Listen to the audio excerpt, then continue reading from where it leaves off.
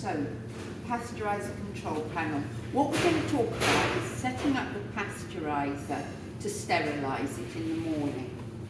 So it needs compressed air for its valves, so we turn the little orange button there. It needs water in its water jacket, so this is the water tube. Water, fill up the water tube. Then check that these black handles are upwards. When the handles are upwards, the water just goes round and round inside. There's nothing pouring out of everybody. Turn the electric on. In this video, we're not going to actually turn the pumps on because we want to be able to talk. So, on the bottom, you want to check milk valve is shut, flow control to manual, green button to forward. These up here control the temperature, and what we want to do is heat it up to 82 for 20 minutes to sterilise it. This button controls water coming up from the digester, free hot water, saves the electricity. So for the purposes of heating it up, we want to turn it from off to on full. This controls the temperature that the pasteuriser reaches. And the law says that you will sterilise it at 82 for 20 minutes. If this is not already set in the green figures, it's the green is the set and the red is what's happening in the machine. If that's not already at 82, this button on the right allows you to set the point, then you can go up and down on the arrows, and then when you've got it to where you want it, you press on the right again, and your set point is displayed in green. This one controls roughly the temperature of anything that's coming out of the pasteuriser. It's roughly. And we have that set at 35 because for most of our recipes we want about 32 degrees centigrade.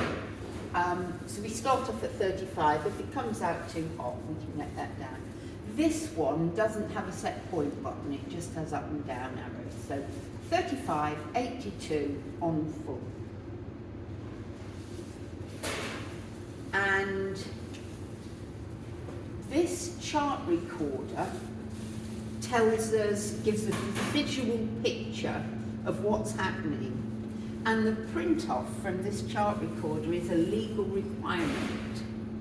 So when it's going, there's a green line that tells us where the position of this auto to manual key is and what this divert button is doing.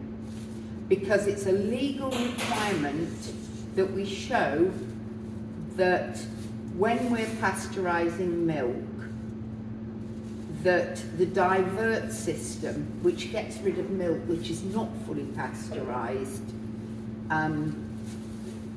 is working. But for the purposes of sterilisation, that has to be in manual, not auto. We will get a red line which tells us what the temperature in the system is.